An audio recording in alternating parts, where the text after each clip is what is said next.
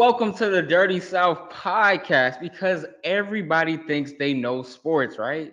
But nobody knows sports like the South. I'm one of your hosts, Cam Sanders. You might know me from CBS reporting because it's real hot outside. I'm the reporter sweating out there.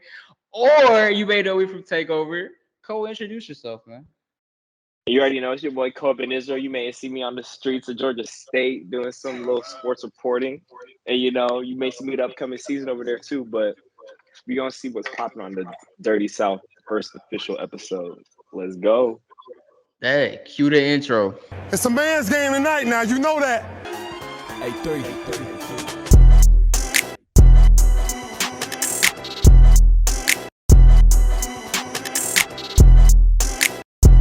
All right, so getting right into it, ESPN, I believe Wednesday. So what was that? Maybe the 18th. What was that? Well, actually, that was yesterday. So the 19th.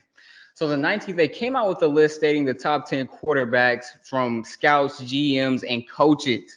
And so we're going to give you that list right now. According to ESPN and coaches and execs, that list goes Patrick Mahomes at 1, Joe Burrow at 2, Josh Allen at 3, Aaron Rodgers at 4, Justin Herbert at 5, Jalen Hurts at 6, Lamar Jackson at 7, Trevor Lawrence at 8, Dak 9, and Matthew Stafford 10.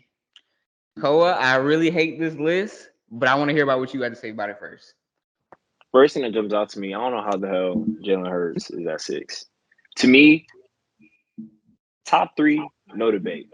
4 is Jalen Hurts. I don't care what anyone says. Off of the season that he just had, I think it's finally time that we give Jalen Hurts his flowers. I used to not be a Jalen Hurts guy, but he's definitely proved me wrong. And then me personally, I'm a Justin Herbert fan, but he just hasn't done enough for me to put him in that 5 position. So at my 5 position, this is if he stays healthy, but I still do think that Lamar does get disrespected. I think Lamar is the 5th best quarterback in the league. Then personally, I'm going to just give you 6 through 10 then to make it just quick. 6, I got Herbert. 7, I got Rodgers. 8, I got Lawrence. 9, you're not going to like. I got Russell Wilson. I do expect him to bounce back. And then 10 is weird because 10 has, I was debating between Stafford, Kirk, and, Dak. I think they're all kind of in, the same ballpark, but fully healthy, I'm going to take Stafford. So the first thing that pointed out to me this list was obviously what you kind of pointed out, the disrespect to Jalen Hurts. I mean, after the season he came off of, to say that Justin Herbert was better than him after Justin Herbert blew a 27-point lead in the playoffs to the Jacksonville Jaguars last season, that's pretty tough to say, because even if you watch that Super Bowl throughout that season, a lot of people threw the blame on Jalen Hurts of, his team is really good around him. He doesn't really do too much. But, I mean, he did everything that was asked of him. I mean, he led them all the way to the Super Bowl. And, I mean, if that pass interference call didn't get called, who said he doesn't go down there and march and win the game? You really don't know. Yeah. This is a guy who was runner-up MVP, threw for over 3,700 yards, 22 touchdowns, and finished 4th in QBR. So this is at least a top 3 quarterback in my opinion. I mean, I definitely have him over Herbert. And what you have him at? You had him at 3 or 4? I had him at 4. I had him right behind Allen. I have him at 4. I definitely have him at 4. And you said right behind Allen? Yeah, I mean, I think Allen, he needs to show up this year. If he does not show up this year, if he doesn't at least make a conference championship, he's getting bumped. I'm sorry. And to me, I don't even think Allen is top 5, but he's barely 5 in my book. If we're going off on what my list and who I think the best quarterbacks in the league are, the top 5, because I mean, when you get to 6 to 10, it could kind of get dicey, because I mean, you kind of just throwing names around there. But my top 5 is easily, I believe it is Patrick Mahomes. I still think Aaron Rodgers is the 2nd best quarterback in the league. I have Joe Burrow. I have Jalen Hurts, and I have Lamar Jackson. You got Rodgers over Burrow, bro? Yes, this is a 2-time MVP. And but we're going to next year. This man even throw for 300 yards. I know he struggles. But you can say some of the same things that happened to Joe Burrow. Joe Burrow almost lost that playoff game to Tyler Huntley and the Ravens without Lamar Jackson. Yeah, but that's a divisional opponent, though, man. They know each other like the they know each other, how they play. I mean, it was kind of disappointing because if Lamar is playing, they're probably going to win. But that's in hindsight, though. Joe Burrow is the only person to contend with the best quarterback in the league. He just made it to the Super Bowl last year. Granted, Rodgers was a back-to-back MVP, but he doesn't show up in the playoffs. He has not shown up against Jimmy Garoppolo. Sure, I'll give you that. I'll give you that. I'll give you that. But when we're going off of straight arm talent. If we're going off of all the intangibles, Aaron Rodgers is still that guy. How many Intangibles? MVPs? Over Burrow? The intangibles. The over Burrow, the intangibles. If you want to talk about weapons on the offensive side of the ball, Burrow has more weapons. Burrow has had times more of the running game. He struggled with the offensive line, but I say Aaron Rodgers has really taken Allen Lazard and made it a household name. Devontae Adams, yes, he's really good, but we know that because 12 was throwing him the ball. We have to put that in consideration when we're talking about Aaron Rodgers. Aaron Rodgers was in the NFC Championship versus Tom Brady not too long ago, for everyone who says he doesn't win. And yes, sure, he has times where he folded under pressure. But I mean, man, if you look at the resume and look at all the quarterbacks, who do I trust? I mean, I'm going Aaron Rodgers in that situation. You're going Aaron Rodgers over Burrow. I mean, but Burrow, even before he even got Jamar Chase, he even showed out with Tyler Boyd as his best receiver, and then he just unfortunately tore his ACL and MCL. So it's not like Burrow is just solely just because you just said for Hurts, like, oh, like people were saying, oh, all the weapons, but Burrow just still did what was asked from him. And you want to talk about intangibles? Burrow is probably the most liked quarterback of any NFL fan. He's a walking meme in himself. So he can galvanize all the troop. Like everyone on his team knows, like, yo, that's my quarterback. I'm a ride for him. Aaron Rodgers, because they all went to the same Rodgers. school. His favorite target went to college with him. That's why he's gonna ride behind them. They're all LSU Tigers. I'm saying Jesse Bates, the defense are all saying that's my QB. Blah blah blah blah. Like he just has a swagger on the field. All the way. If you give me talent, I'll give you Aaron Rodgers has more talent than Joe Burrow because he's probably the second most talented quarterback in the league. But if you don't talk about intangibles, leading a team, I'm giving that to Burrow, bro. I'm sorry, bro. I'm giving that to Burrow. I mean, I just don't know how you give it over to someone who's already won a Super Bowl, someone who has asked, who has asked for offensive weapons and hasn't gotten them. And I mean, sure, the proving ground for him will be the Jets. And if it doesn't work, then it's all on him because he made this move. But I'm taking the two-time MVP over Joe Burrow. I would. No, okay. I mean, you're talking about resume and all this stuff, and like, granted, he won like two-time MVP. I completely understand. We're going into 2023 season, 2023-2024 season. You're saying that Rodgers, off of the season that he just had, granted, I know he won 2 back-to-back MVPs before the last year. He didn't even throw for 300 yards. Dude, like, not in one game. I know he didn't have weapons. I understand. I understand, but there are 17 games in a season. You couldn't get one, bro. You're Aaron Rodgers, bro. You got to get one. I'm sure if Aaron Rodgers had T. Higgins, Jamar Chase, and the rest of the dogs that Joe Burrow has, he would get those numbers. I'm pretty sure because we've seen him do it. He didn't really have any help last year. I mean, we're not disagreeing there, but I'm just saying off of what I saw last year in the final game, and I'm like, he's playing Detroit, easily gonna win. And I think this is an easy dub. First of all, I believe the hype in Joe Burrow. Joe Burrow is as good as he's saying, but are we even sure that Joe Burrow is better than Lamar Jackson? Just overall, are we sure about that? Yes. Because Jackson's even asked to do more than Burrow. I'm just saying, when you have all the weapons in the world, it's kind of easy. So when does being asked to do more have anything to do? Because Josh Allen is asked to do he's the Buffalo Bills offense, but you're still critical of Josh Allen. He's the Buffalo Bills offense. They don't have Stephon Diggs on the outside. They don't have Stephon Diggs on the outside. But Josh Allen he's literally like Cam Newton for the Bills. He puts his body on the line. He's their running back, and it literally is just. But he's a walking turnover too, though. I'm not talking about. I'm just saying you're saying asked to do most for the team, right? And I think that makes you better in a sense because you're more impactful to team success. So when I see Lamar Jackson having his only target be Mark Andrews. In a pass-led offense, I'm starting to think, dang, how are the Ravens the first seed in their division? How? He's that good. He's that good. So how do we judge Tom Brady? We judge Brady. Oh my gosh, he does so much with so little. Lamar Jackson over the past 3 seasons has done so much with so little. Do you realize halfway through the season, the Baltimore Ravens were first in their division? First with no running backs. Lamar Jackson. That's the whole offense. Lamar is not better than Burrow, and defensive schemes couldn't stop it. They couldn't stop it for weeks. They still Lamar can't even stay healthy. If Lamar stays healthy, this is the only reason why I'm like kind of. You have a better argument for Lamar than Aaron Rodgers at this point. I'm being completely honest. It's just Lamar just hasn't been healthy in the past 3 seasons, so that's the only thing that I'm kind of like, eh. But I do like him. I really am rooting for Lamar because he finally got some weapons. It looks like the organization is doing that, and they got a new OC to kind of make it more pass friendly. So I expect.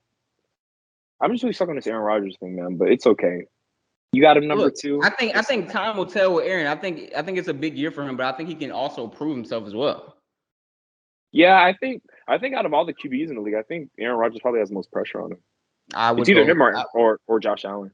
I would go Russell Wilson personally. I think that's not a bad. His entire legacy's on the line if he doesn't. This is make or break for real. Which not you got Sean Payton. You got a brand new O line. That's what I'm saying. It's no excuse. It's no excuse for you not to win. It's no excuse for you not to win. Moving on to the NFC South because this is the Dirty South podcast.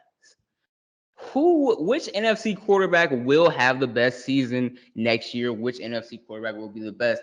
I know Koa has a Falcons jersey on right now, so I'm pretty sure what his answer might be. But I'm going to go ahead and take the lead on this one right here. Sometimes people like to overanalyze questions. Some people like to think too hard about a question that's really simple. Out of Desmond Ridder, Bryce Young, who I'm personally really high on, Baker Mayfield, and Derek Carr, it is obvious, in my opinion, that Derek Carr is the better quarterback between all of these people because Derek Carr is the most proven out of all of these quarterbacks. And that's just simple to say it. And I think the Saints offense fits a little bit more in Derek Carr's wheelhouse because it's not an overbearing pass attack. I think it's a pretty balanced offense. I mean, he didn't have the best season last year, only throwing 24 touchdowns and 14 interceptions, which is a little bit too high on the interception side. But I think once you realize how run-based the Saints are, because the Saints do run the football, and you look at some of the targets that he has in Olave on the outside and Michael Thomas. We don't know how long Michael Thomas is going to be back. I'll give you that. But if you're talking about proven quarterbacks, Derek Carr is the most proven in the NFC South. So I have every estimate that I've seen it before that he'll be the best in the NFC South. I mean, I guess if we're going off of like proven and stuff, then yeah, I was more so looking at like best QB, like who's gonna do the best for their team. Like Derek Carr may have better numbers. He may very well like be ranked better than him by the end of the season. But I'm saying like who's gonna win a division and who's gonna lead that? Well, not lead, but who's gonna just do their job the best way? I think it'll be Desmond Ridder. And before I dive into it, because I know I'm kind of being a homer. Like obviously it's kind of crazy to say, oh yeah, I'd pick Desmond Ridder over Derek Carr. Like, nah, that's not what I'm saying. But when you say, oh, the Saints have a balanced offense, who was the leading NFL rusher last year? Josh Jacobs. And who's arguably a top 3 receiver in the league that was on that same team? Arguably top 3. I would say Devontae Adams. Okay. And Derek Carr. I mean, I will say it was his first year under Josh McDaniels, and that is. I was about to say, he had a whole new coordinator. You had to get used to a whole new system. It's a very complex system that, like it's a lot of quick throws, a lot of. Can I have a follow-up? Can I have a follow-up question? Can I ask you a question with a question? Who's in that division? It is basically the toughest. It's a crazy division, right? It's a crazy division, right? It's not the toughest, but it's crazy. It's crazy. You would say that this division is a little bit softer than that one, right? A little bit. All right, you can go ahead. All right. I'm just gonna say, even though Saints like, I may be. If it was Sean Payton, then I would have more confidence too if it was Sean. Yeah, exactly. Since it's Dennis Allen, and I truly just don't know who the offensive coordinator is for the Saints. So That's it. But for the Falcons, I'm just looking at as like for the whole offense, the best situation for any of these QBs is Desmond Ridder. We have a top 5 O line, which means with Bijan and all those dudes in the backfield, we're gonna have a top 2, easily top 3 rushing game in the whole entire league. And then you have Pitts, you got Jonnu Smith, and they got Drake London. So a lot of things we're gonna ask him to do is gonna be play actions, it's gonna be quick passes. He's not gonna really be asked to do a whole lot. Am I saying that Derek Carr is a worse quarterback than Desmond Ridder? That's not what I'm saying. But what I am saying is that are the Falcons winning the division? It's going to come down to Ridder, and I say yes. I do think that Ridder can do enough for the Falcons to win. So things about Ridder that are still up for suspect and still have to be seen. Can he throw the ball down the field? You guys have weapons in Pitts and Drake London. You know, after a while, if you guys are so run centric, those guys ain't gonna be happy sooner or later. It's going to be a problem if you can't get the ball to Kyle Pitts, if you can't get the ball to Drake London. And I know what you're about to say. Sure, the run game will set up play actions because the defense may stack the box in there, but I don't think he's able to do that. I've seen Desmond Ridder versus some top defense, and it didn't look pretty. I saw him versus the Saints last season. It didn't look pretty. I saw him when I went to Baltimore. It didn't look pretty to me. So I mean, when I see him there, I just don't see it. That Drake London to Desmond. If you saw the chemistry that Drake London and Ridder had compared to what Ridder had with Mariota, like the fact that in that run heavy offense that Ridder was still able to put up over 800 yards. Is actually crazy. I'm saying he's no slouch, but to say that you think he's going to be the best to me is a stretch because he's not proven. I'm going off of what I've seen and what I know, and what I know is that I've seen Derek Carr make those plays. I've seen him do those things. I haven't seen those for the rest of those quarterbacks. And if anything, if we want to talk about the future, like you're talking about right now, this league is going to be run by Bryce Young in the next 3 years anyway. So I mean, that's if Carolina takes care of him. That's if Carolina can surround him. I mean, the Panthers do have a decent O line. It's not great, yeah, but it's decent. Yeah, because their tackles are pretty good. I forgot what the name is, but the receivers, I'm not really like Adam Thielen now. I used to be a fan, but like he's not. And then DJ Shark, and then the running back situation, I don't really know. I just think the Falcons situation is like the best. And Ridder, well, yeah, because I mean that's what I'm saying. But Ridder didn't have Pitts because he was injured, and Drake London with Ridder. Drake London had his best statistical numbers with Ridder at QB. So I'm just saying. I'm gonna ask you just a stand-up question, and I want yes or no. If you guys are playing a team that can stop the run, are the Falcons gonna lose the game? Do you trust Desmond Ridder? If y'all can't run, we all lose. Yes. The answer is yes. We probably the answer is yes. I'm not trying to hear that, Cole. You know the answer is yes. That's why I believe it's possible. If the Saints' run game slows down, I believe there will be some point in the game where Derek Carr will be at least able to control the pace a little bit. I'm saying as in the best. You said best for the team, right? I feel like Derek Carr is a better benefit for the team. What Desmond Ridder is a placeholder till y'all find y'all a real quarterback. Because all you're telling me right now is Desmond Ridder. Look, you know what you told me right now? You told me that Desmond Ridder is going to be Ryan Tannehill. That's exactly what you told me. Hey, you said he's going to. You said he's going to championship game. Arthur Smith did that. This same guy who threw 3 picks in the playoffs as well too, in that one game against the Bengals.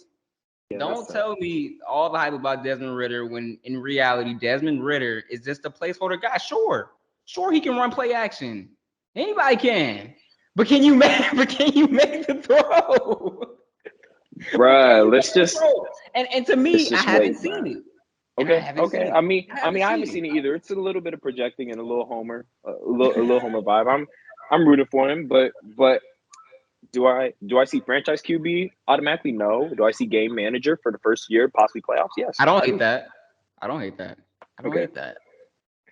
So pivoting to our next topic, running backs have, in my opinion, have become disrespected across the league. Yeah, I mean, bad, if you look at people fighting for contracts and you hear some of these names, you're gonna be like, exactly who? Because Josh Jacobs still fighting for that extension. Saquon Barkley is on podcast saying he may sit out for the rest of the season. Are running backs being disrespected in your opinion, Cole? I think they are. Oh, my bad. Let me rephrase that question. Are running backs as deplenishable and replaceable as people are making it seem?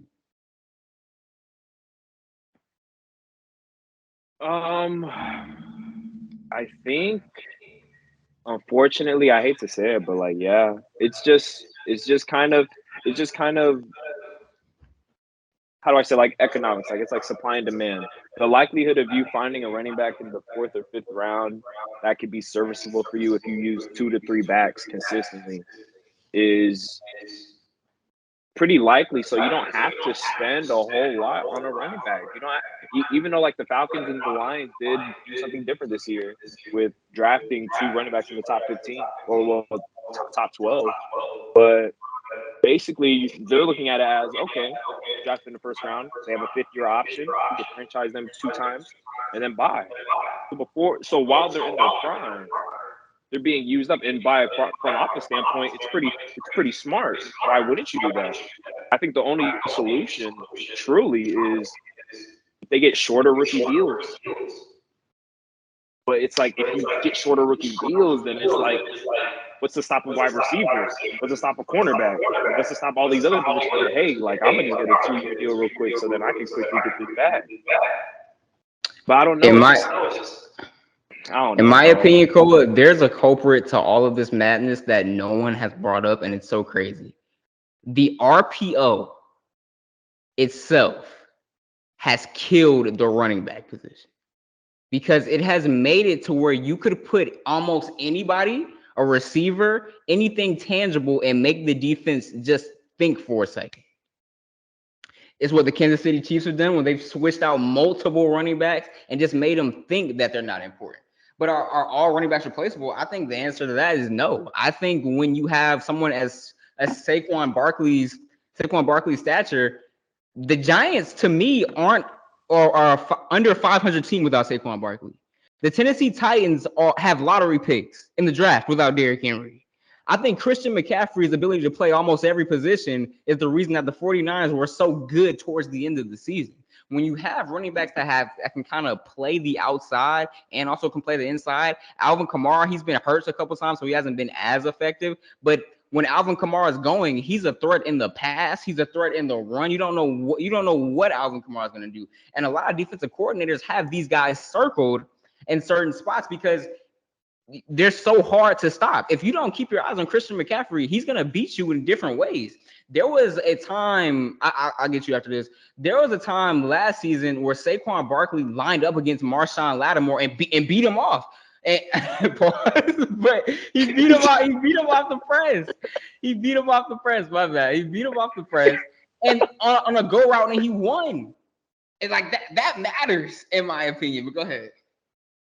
And the thing is, like, everything you're saying, like, I'm not disagreeing. I'm not saying that literally, like, the elites of the elites can just be replaced by just like a random third round running back that you draft and you're like, hey, like, replace Saquon for me. I'm just saying, like, if you're the front office, are you going to pay $15 million over 4 years for a running back? So you're not going to pay Josh Jacobs if you're the Raiders? Me, I would, but if I have a franchise QB that I'm paying like $200 million for, I'm not paying a running back that much money. Like, if I'm the Chiefs, I'm not paying. Like, there's no need for me to pay. Well, yeah, because I'm saying the offense, like I said, they're RPO central, so you don't necessarily need one. You don't necessarily need one because you're going to throw the ball 100 times. But to me, that's not how football is won all the time. And I think when you run out of ways to win, that's when you lose some playoff games. You remember how important what happened to the Super Bowl? Yeah. You think that's what happened in the Super Bowl? To the Chiefs, yeah, because they're just. I mean, that Tampa Bay team was just. Are you talking about the Tampa Bay? I thought you were talking about the regular. Okay. Yeah, because I mean they ran out of ways to win, and then so when you have that problem and you realize how crucial some of these running backs have been in certain moments. You remember how big Joe Mixon was when the Cincinnati Bengals had their run to the Super Bowl? There were parts in the game where Joe Mixon was just taking over the game. It was just play after play after play, and I don't think you can just put anyone in those positions. And I know you didn't necessarily say that, but to say that they're just switch aroundable, especially when you have some of these big running backs like Derrick Henry. Like Derrick Henry, at one point, I think it was against the Ravens in the playoff game. He literally won the game. They would just hand off to Derrick Henry. It was HB dive every play, and no one can stop it. Like some running backs, you're at the goal line, you know who's getting the ball, and there's no stopping it. It is what it is. It's a touchdown automatically. So but that's not everybody. So what do you think is the solution for them to get paid then? Do you think if they just I think demand it's the way that sooner? football is changing. I feel like they should get paid, but the way of football is changing so much to where it's more pass centric. Everyone's looking for a dual threat quarterback who can run and pass. Everyone's looking for a different system. So I don't necessarily think there's a way to kind of stop it. In a sense, I think it's just the way that football is trending. I don't like it. I still think you can win with a good running back, but I mean, I think this is the way of the trend right now.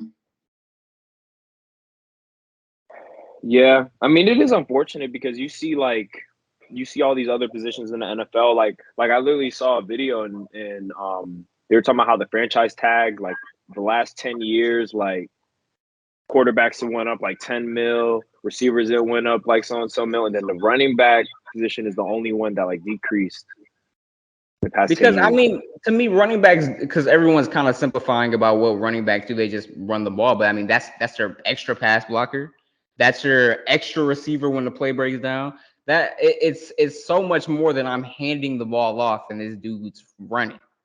I think they've kind of, believe it or not, just take it away. Have kind of ran with it. But I think some guys are switchable, interchangeable, especially if you have two running backs. But I think the main guys who are I think of like Derrick Henry, Nick The elite Chubb, of the elites. Johnson.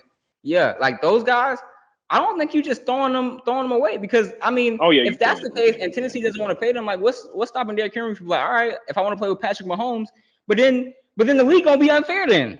Ain't nobody gonna want to play because you have Patrick Mahomes and Derrick Henry on the same team in the same backfield.